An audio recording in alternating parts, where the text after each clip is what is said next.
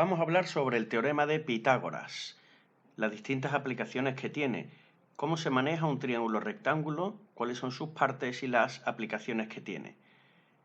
Así que nos metemos de lleno. ¡Adelante!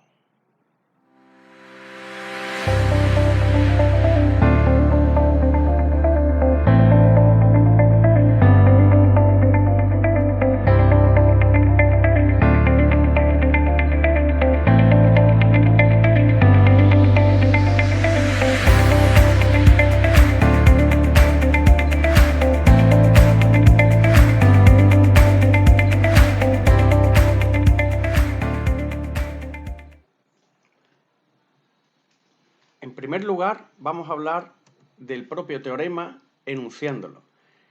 El teorema de Pitágoras dice que en un triángulo rectángulo el cuadrado de la hipotenusa es igual a la suma de los cuadrados de los catetos.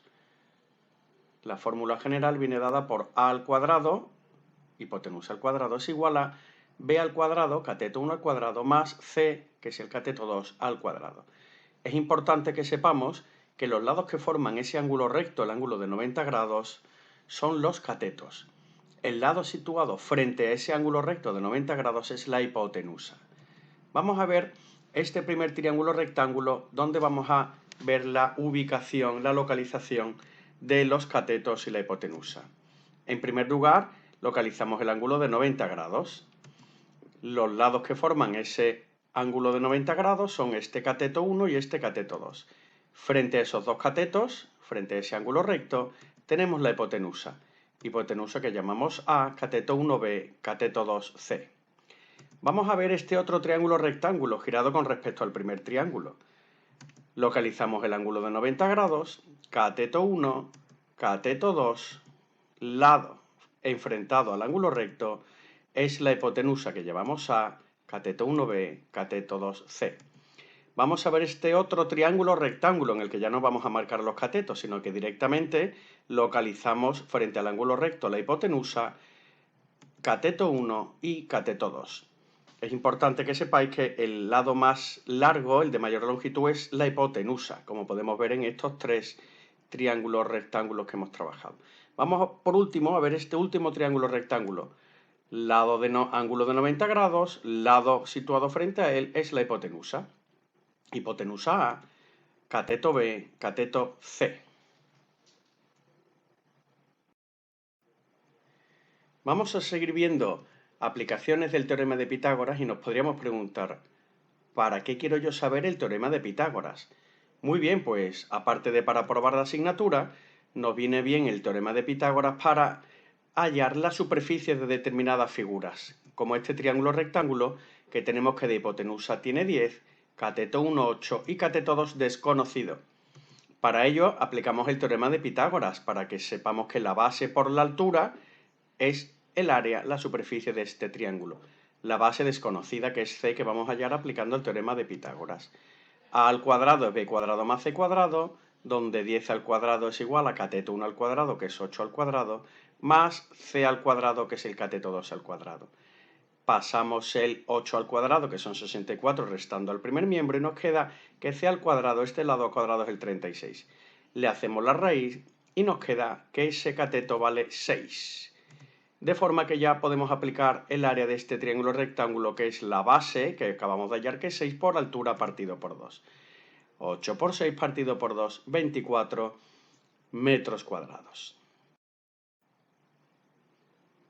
¿Qué ocurre si nos dan una pieza, una figura de este tipo? Muy sencillo. Vamos a descomponer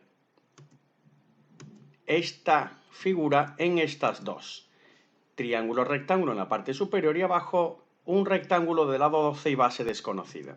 Figura 1 más la figura 2. Figura 1, triángulo rectángulo de hipotenusa 10, cateto 1, 8, base desconocida. Y la figura 2 tiene 12 de alto y base desconocida. Esta base del triángulo coincide con la base del rectángulo inferior. Vamos a estudiarlo primero. Base por altura partido por 2, base desconocida. Hallamos a partir del triángulo rectángulo este, a través de Pitágoras, decimos que la hipotenusa al cuadrado es igual a cateto 1 al cuadrado más cateto 2 al cuadrado, donde 100 menos 64 son 33, y le hacemos la raíz y tenemos el lado inferior, la base de ese triángulo rectángulo. Aplicamos el área, la superficie, la fórmula, base por altura partido por 2, 6 por 8 partido por 2, 24 metros cuadrados. Empezamos a estudiar la segunda figura, el rectángulo, que tenemos que base por altura. Ya tenemos la base que coincide con la base del triángulo y la altura 12, 6 por 12, 72, resultando como superficie total 24 más 72, 96 metros cuadrados. Continuamos con esta tercera figura que vamos a descomponer como superficie 1, superficie 2, superficie 3. Nos dan estas dimensiones, 8 por 7, un cuadrado de lado X y un triángulo rectángulo cuyos datos que tenemos son en la hipotenusa la base pero no la altura. Muy bien, pues vamos a descomponer en la primera figura rectángulo de 8 por 7 más la segunda figura, que es ese cuadrado de lado X, más la tercera, que es un triángulo rectángulo que tenemos aquí extraído. Si trabajamos la primera, base por altura, 8 por 7, tenemos que son 56 metros cuadrados. La segunda figura es un cuadrado de lado X, lado al cuadrado, el valor será X, que tenemos que hallar al cuadrado. Ese X sale de nuevo como altura de este triángulo rectángulo, base por altura partido por 2. La altura es lo que desconocemos, tenemos la base y la hipotenusa, de forma que aplicamos que la hipotenusa al cuadrado es igual a cateto 1 al cuadrado más cateto 2, que es la altura desconocida al cuadrado, de donde 25 es igual a 16 más x al cuadrado, 25 menos 16, que son 9, es el valor de la altura al cuadrado. Obtenemos como resultado que la altura de ese triángulo que coincide con el lado de este cuadrado es 3.